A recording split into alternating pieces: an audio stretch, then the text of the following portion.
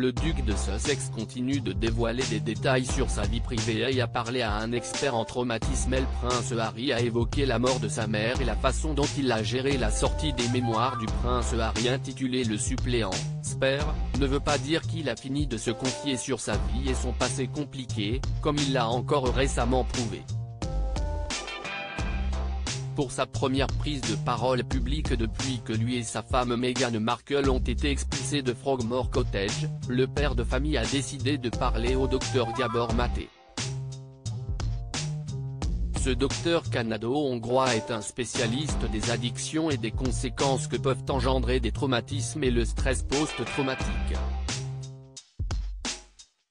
Ce n'est donc pas un hasard si c'est avec lui que le prince Harry a décidé d'avoir une conversation, notamment au sujet de l'accident mortel que sa mère a eu en 1997 alors qu'il n'avait que 12 ans. Au cours de la discussion, le prince Harry est revenu sur la disparition de sa mère mais aussi sur sa propre place au sein de la famille royale, une place que, selon lui, la princesse Diana a également occupée lorsqu'elle était mariée avec le roi Charles III.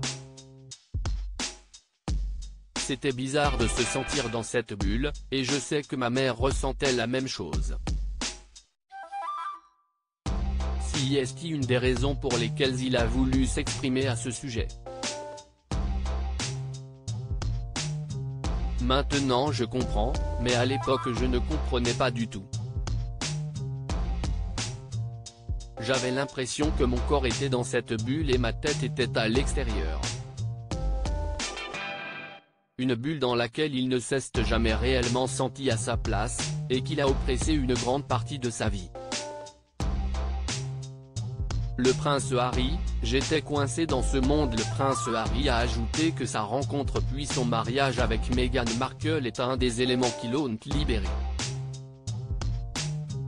J'étais coincé dans ce monde et elle venait d'un autre monde et elle m'a aidé à en sortir. Outre le soutien de sa femme, le prince Harry a aussi ressenti les bienfaits de la thérapie qui l'a aidé à surmonter le traumatisme lié à la mort de sa mère, mais pas seulement.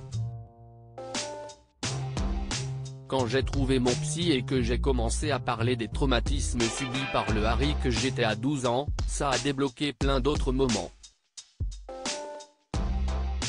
C'était assez effrayant. Pourtant le père de famille a persévéré et est aujourd'hui, toujours aux côtés de Meghan Markle, très engagé dans la cause de la santé mentale.